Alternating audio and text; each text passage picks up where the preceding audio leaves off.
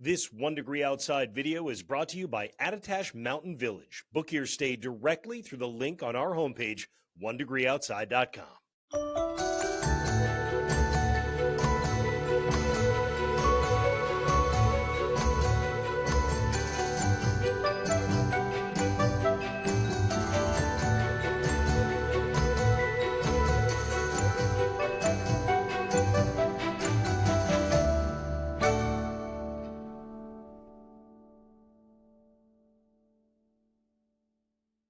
Friday morning, 1 degree outside today. Looking out at the next 24 hours, we'll go a little bit beyond that because the snow is coming in on your Saturday. I'll take care of you for that. Just a reminder, we've got an Insights deep dive into meteorology coming out later on today. You're always going to find our latest videos atop our app home screen.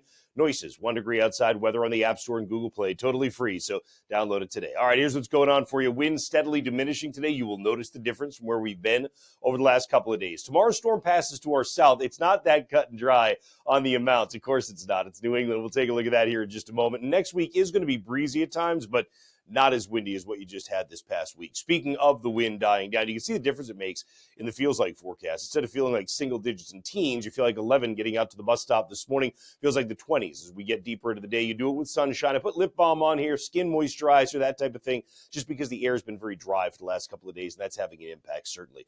Actual high temperatures, forget about feels like. It's running in the 25 to 30 degree range later, but actual highs are going to be running in the 30s. So you can see the cold air definitely relenting a little bit. That's the case for all of New England. You come up to Sunapee today, and you're going to be running probably somewhere about 29 degrees. You come down to the New Hampshire seacoast, we're in the mid-30s. The far north country is a little bit colder, 20 to 25 in some of the higher terrain when you get across northern Vermont.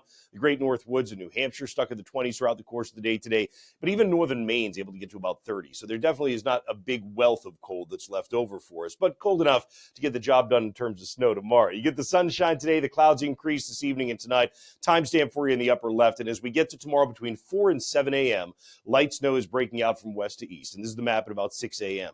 Notice your temperature is sub-freezing. The ground will be sub-freezing. The roads will be sub-freezing. And that means whatever falls will stick. Because the storm is passing down to the south, you might get a little bit more organization on the Cape and the Islands for a very brief time tomorrow. This is the map at 10 a.m. But the other part of it is the farther north you go, the fluffier the snow will be and the quicker it'll add up.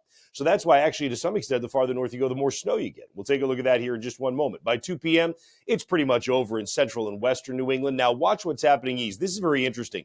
We've got some indications of, it's called an inverted trough, but basically it's a wind shift that occurs with a little pressure disturbance just offshore. Sometimes that can tickle the coastline. I think the question right now is how long and how far back northwest that extends. So at this point, there is the chance that during the afternoon into the early evening, you enhance some of the snow showers right along the coastline. We'll need to nail down exactly where that thing is going to come, how far west it's going to go. But you can see at this point, it may enhance things a little bit for Cape Ann, right at the immediate shoreline. Either way, we think that Saturday evening into the first part of the night, here's the map at 8 p.m., you got that coming over Cape Cod. So that will enhance amounts a little bit for you the way that it looks right now. So you say, all right, how much am I getting overall out of this thing? It's not a lot. It's going to be a coating to an inch for most of us in southern New England. Now, where you start to see the solid whites, that's where you see a solid inch of snow that's more possible for us. And again, we've drawn that right to the coastline because of that disturbance I showed you. If it fails to materialize to the north and west, well, we would just take the coating to an inch all the way to the coastline, except perhaps when you get to the outer Cape because you get that better chance of being into it. Same thing for Cape Ann. If that fails to materialize to the north and west, you've got probably the solid inch that extends out for you.